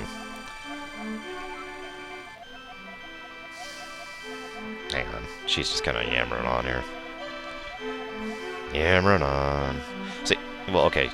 If I'm not mistaken, this will be the perfect way to explain this. I just beat a dungeon, which means my magic and my hearts are both about to be completely filled, right? Completely filled. Oh wait, I'm not going to do that, because I'm going to do that, am I? Damn! Okay, never mind, I'm not going to demonstrate. Okay. Earlier in the run, if you paid attention, I know you probably weren't here for that.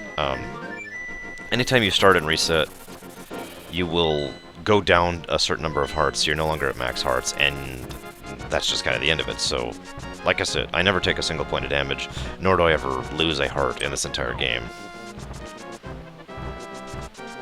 I just soft reset a number of times, for obvious reasons.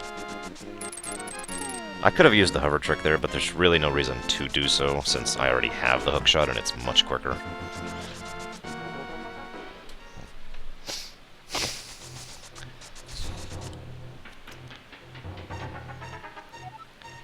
I mean, seriously, rewatch the run if you don't believe me. I don't take a single hit ever. Don't fall into a pit, don't do nothing.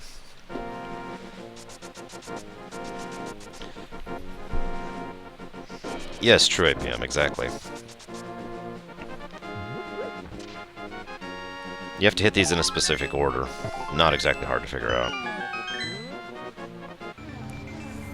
And then you have to strike the rock with thunder.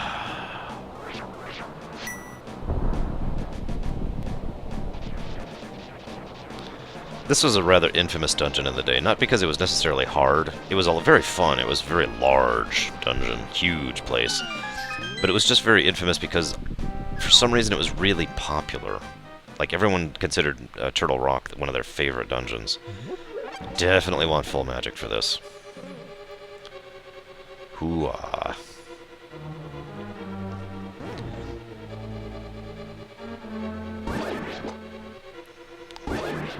I hated to use the sword there, but there's only a few ways around that. Oh god, I had to redo this room like 7 times.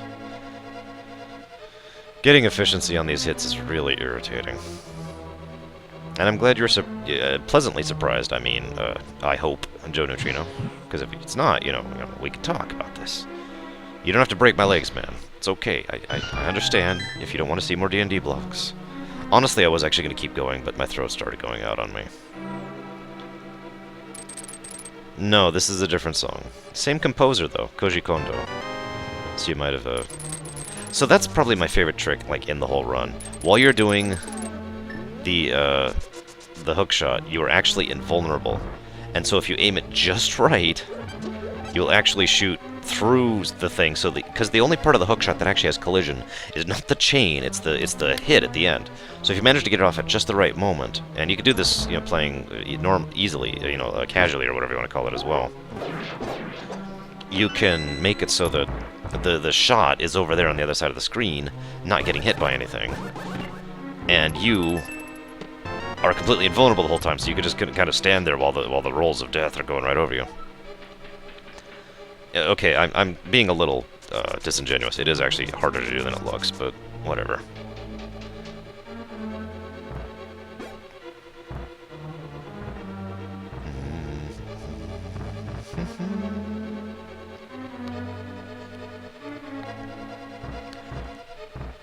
This is... I've mentioned the priorities already. Resurrect. Let's just say this is a speed, challenge, priority, all sorts of run. Now this room I hated because you see that little sparkle thing? Remember how I mentioned earlier that if you get hit by that, it is over because it will kill you. I mean, well, it won't kill you, but it will force you to get hit. The only way to get unbunnied is to get hit. And so I had no choice in that room, literally no choice, but to wait it out. I tried so hard and so many different ways to try and dodge that stupid thing, but I failed. So finally I just had to wait it out and let it hit the wall.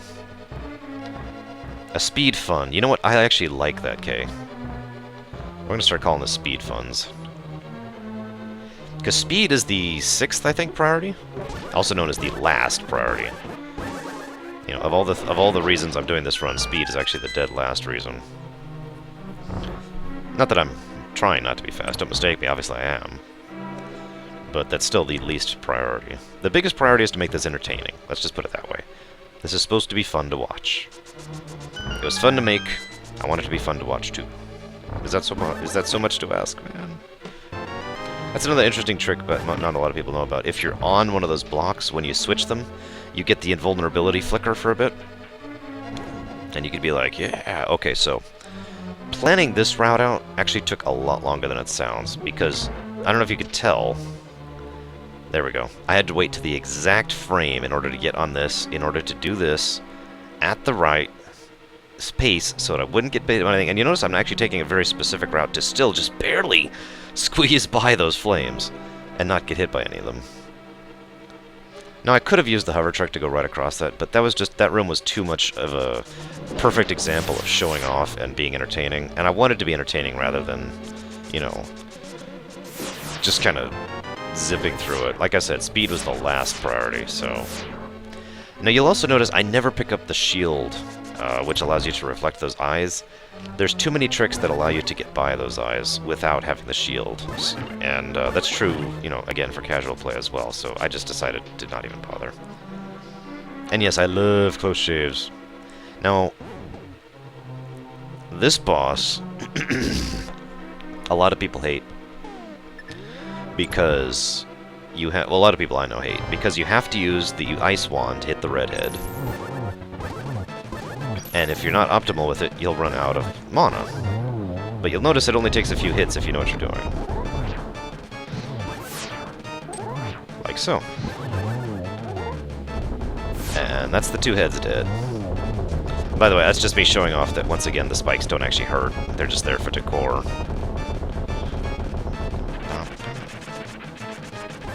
Now this phase actually kind of sucks, because he will track you really hard, but you can really break him down if you use the spin attacks at just the right time. Shunk! And that's Zelda herself. One more dungeon.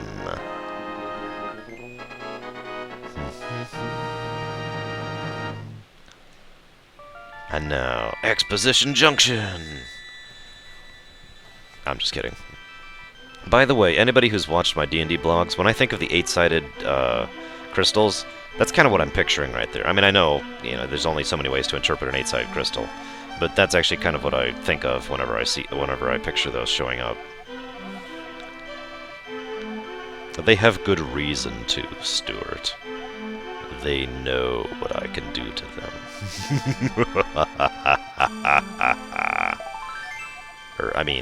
I'm a good guy, though. Don't worry.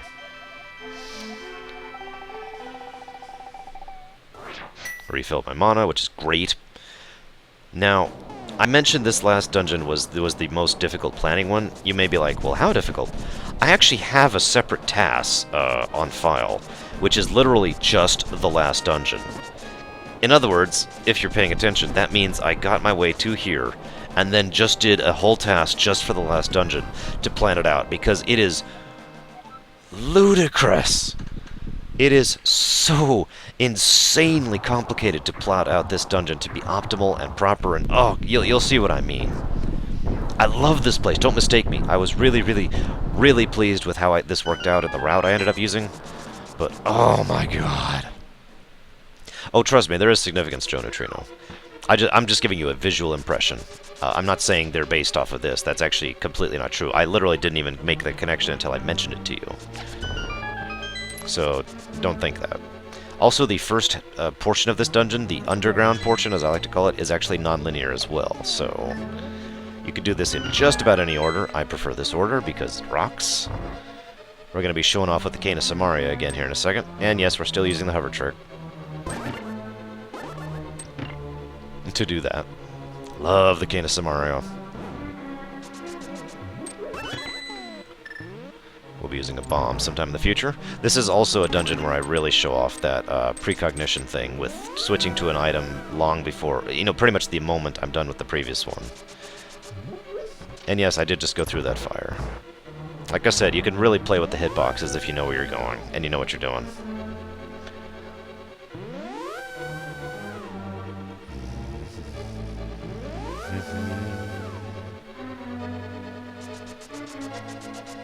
Another example of skirting the edge of the wall there.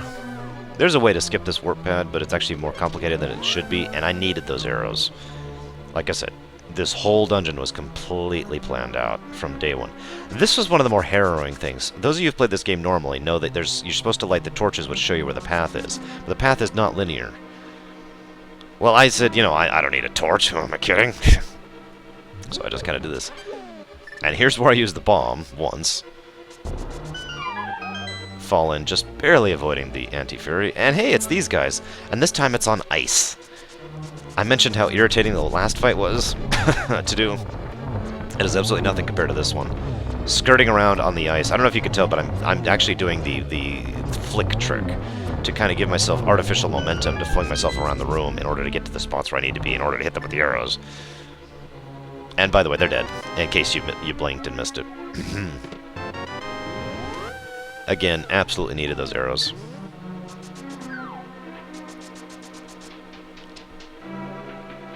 I used quite a few arrows in this run. I suppose that's not that surprising. This was very hard to plan out. I had several options for this room, and ultimately I decided to go ahead and do this really weird route, which involved me using the invulnerability trick on that very last one. This is another room that, surprisingly enough, took a great deal of planning. Because of the whole no-hit rule. You can't even tell because of how quickly I'm demolishing them, but those red guys will actually shoot at you if they're looking at you. So one of the things you really have to do is plan out exactly when they're going to be facing the direction you need them to be, so you can hit them, but at the same time so that they're not actually facing you. You get where I'm going with this. Now, I want you to appreciate this next room, because this next room is the biggest pain ever.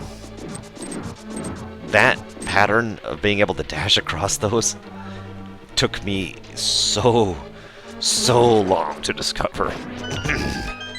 I am not even kidding. These rooms, by contrast, were a lot of fun. This was all about just playing around and seeing how quickly I could kill everything. I tried, I forget the exact number, but it was something like 5 seconds. I was like, I want every single one of these rooms to take no longer than 5 seconds.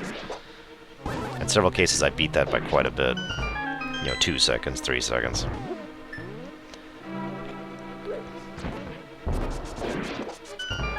And again, just crush it. Clong, clong, clong. Cave Story. That game sounds really familiar. Help me out, Kay. By the way, this is just the same boss from the second dungeon, except they do the split thing quicker, and now they've got a little turret in there for some reason. And bam! You'll notice I'm now out of arrows. I have 0 arrows and 1 bomb.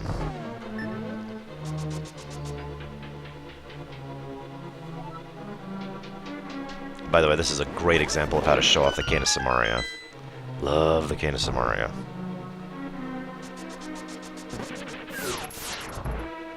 Speaking of loving the Cane of Samaria, did you even see those guys spawn? I'm not even sure if they spawn pretty quickly there. By the way, I don't think I own Cave Story. I'll have to look, because it doesn't sound familiar to me right now. This is the room I mentioned way back at literally the beginning of the run when I was describing my priorities about how I was going to go ahead and use the hover trick to get through there.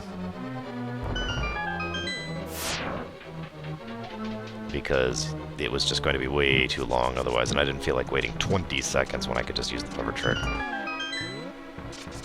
And, by the way, like I said, I still have 1 bomb left.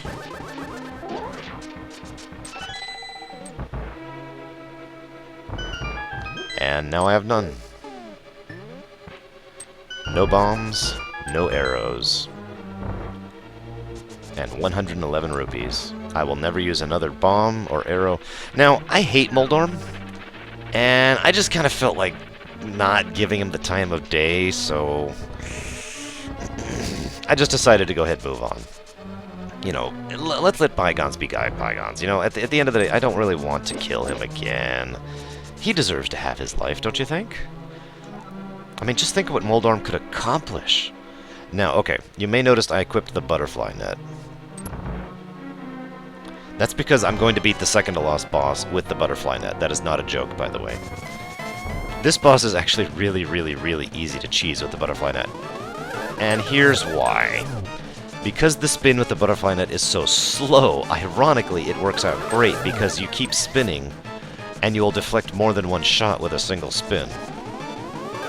So yes, I am shooting his shots back at him with the butterfly net. Oh, and by the way, he's dead. I just beat him.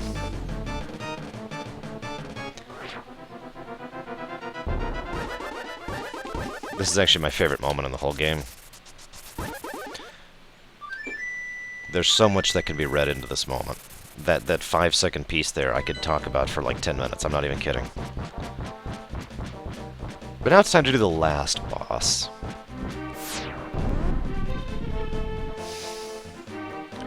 Now, this is very hard to pull off correctly. But you'll notice I don't have the golden arrows. In fact, I didn't even get the super bomb to get the golden arrows. Thank you, True APM. That really does mean a lot to me, in all honesty. This would be so less significant if people didn't actually enjoy it. Now, not everybody knows this, but Ganon does not actually have HP. At least not in the traditional sense. What he has is a certain number of times he will be hit. Doesn't matter what you hit him with, it just matters that he gets hit. For Phase 1, I mean. Well, okay, that's actually true for Phase 2 as well, but anyways, moving along. And this is just kind of me showing off and not getting hit by his flame things. Most people also don't know, as soon as he starts his flame stuff, it doesn't matter how many times you hit him, I was just hitting him to show off.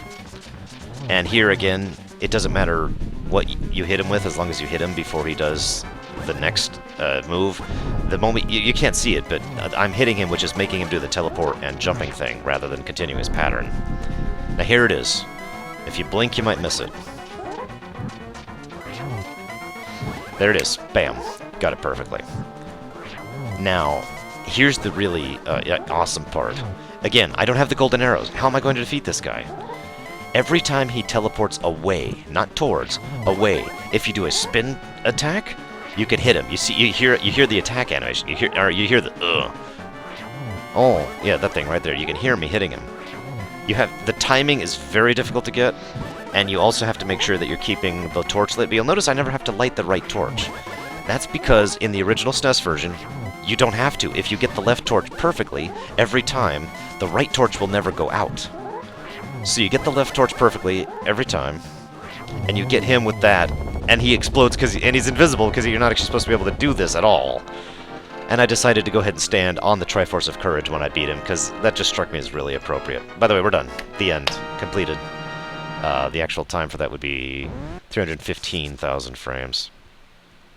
And all that's left is the ending. The run is done.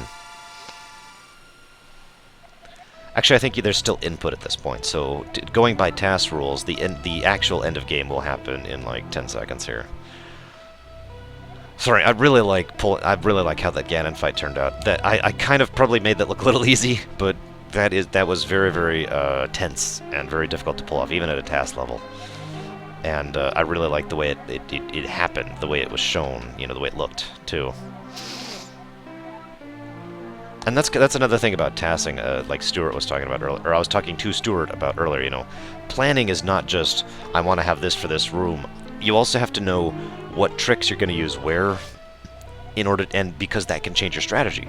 If I wasn't going to use the constant torch trick and the hit him while he's away trick, then I would have needed to go ahead and get more additional rupees, 80 I believe, in order to go get the super bomb, in order to get the golden arrows, and I would have also had to gotten additional arrows and planned out exactly how many arrows it would take to hit him.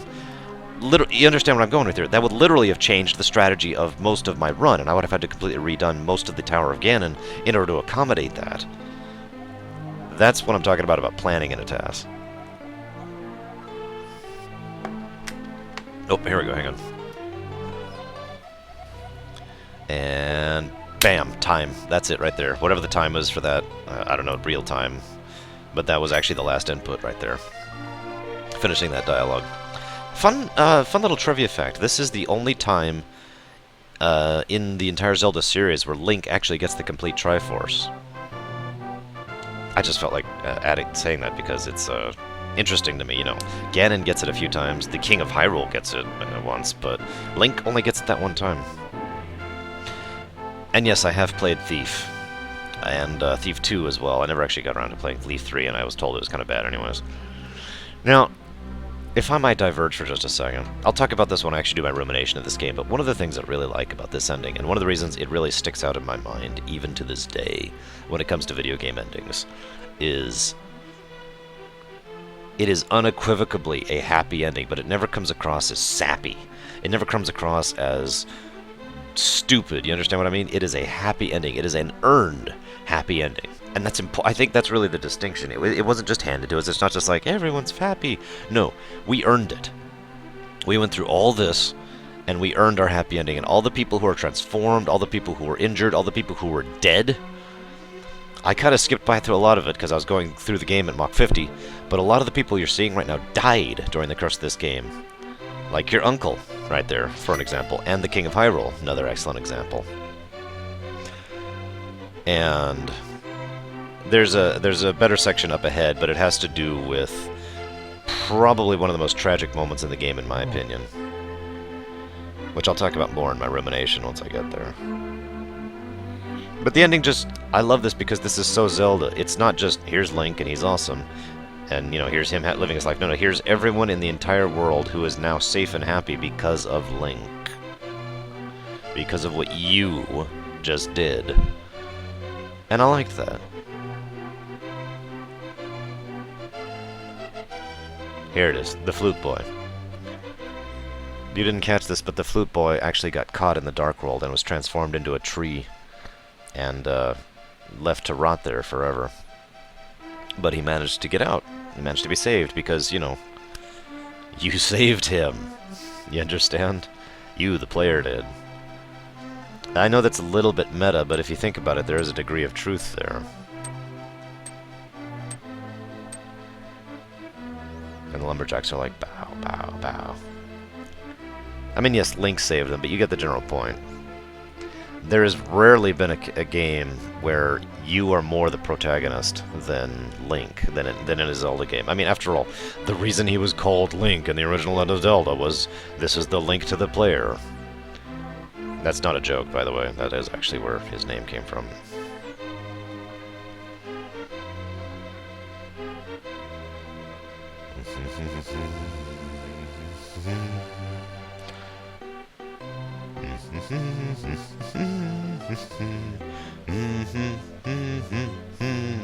Now, unfortunately, because I was doing the input a little bit too perfectly right before this scene, it's actually going to cut off before the music finishes. It kind of bothered me a little bit. But, oh well, what are you going to do? And the Master Sword sleeps again. Forever. Whoops, whoops. Didn't mean to do that.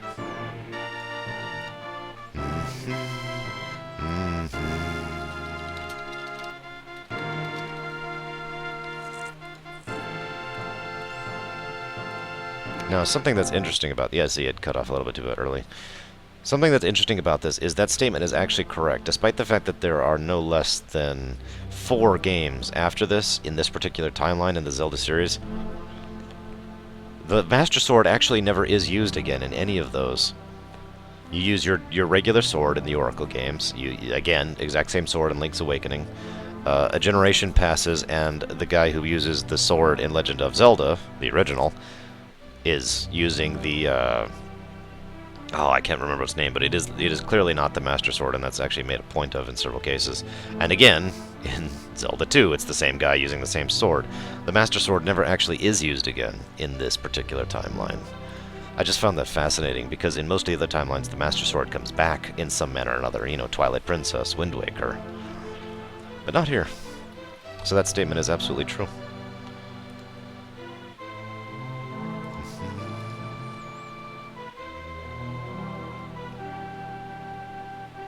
That's interesting. So anyways, I'm basically done. I'm going to be going to sleep here. Pretty much as soon as this finishes, I'll go ahead and shut it off and then set it to upload to YouTube, and people can laugh at me. Effectively, yes, Kay. For all intents and purposes. Which makes it even sadder if you've seen Skyward Sword. No spoilers.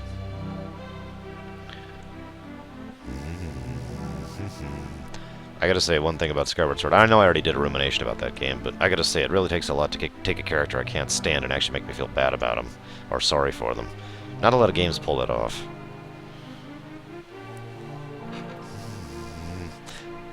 So, not many people know, but way back in the SNES era, you know, when this was new, basically, there were 2 kinds of things that we do as kids. As far as challenging each other to play in this game. We would do speedruns, duh, really don't have to explain anything there. And we would do 0 death runs. Now, here's an interesting fact. I never die in this whole run. Of course I don't. I never get hit. However, excuse me, every time you do the save reset to warp across the map, that counts as a death for the timer. So when I used to play this game, I used to teleport all over the place because I've always been big on teleportation in general in video games. It's always a convenience feature I really enjoy. So, you know, I'd be like, teleport, teleport, teleport, teleport, teleport, and I'd get to the end of the game and I'd have like 85 deaths or something absolutely stupid because, you know, I teleported all over the place. I always had such a hard time not doing that because it was like, okay, it's... It's like in no, actually, it's like in Morrowind. If you have the Mark and Recall spell, and you've got your Mark back in town, and you're like, okay, I'm at the bottom of this dungeon I just finished. I could recall, or I could take the next 10 minutes to come out. And here's the death thing I was just mentioning. There's the first reset at the East Palace, 2 resets during the Desert Palette section, 1 reset during the Mountain Tower, etc., etc., etc., etc. So yeah, I actually do have quite a few, but you guys saw how many times I was save resetting. It's such a time saver, it's not even funny.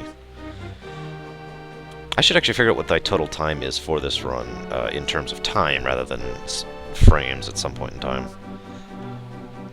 Because, at the last input, I mean, because the time I have, an hour 37, is counting this whole ending. Yeah, 10 deaths, which is actually really bad, by most player standards. My next speedrun reserve? That's a good question. I've been speedrunning Mega Man X1, Mega Man 2. I plan to add Super Mario World to that, and and there's Movie End right there. And I have been adding Super Metroid to that as well. However, there is another TAS I do intend to show you guys. Apparently Kay really wants me to try this game. I don't even know why. I think it's probably some terrible game. Wait, let me guess. Kay actually gets money for every copy of this game he sells. That's actually why he's wanting me to. Which would make a lot of sense, actually, if you think about it. I'm messing with you. I'll look into it. No promises. I've got a lot of other things on my plate right now. Excuse me. Excuse me. Goodness. Well, okay, that sounds fair, Kay. In that case, I'll go ahead and try it at some point. Anyways, okay, so I've actually been debating because, like I said, Mega Man X1, Mega Man 2, Super Metroid, and Super Mario World, as well as a couple of Dungeons in World of Warcraft, are the games that I've been really speedrunning lately. I've been debating what to add to that list. I actually wanted to talk about this a little bit at some point. Not many people know that most speedrunners only speedrun like 3 games, maybe more than that a few times. You know, maybe they'll do like 5. But most speedrunners really have a very small selection of games they'll actually speedrun, I've noticed. And I don't actually want to do that. I want to have a nice variety of games I speedrun. So I've really been debating what to add to the list. I have plenty of potentials, but I'm not sure what I want to try. I don't understand what you mean, Kay.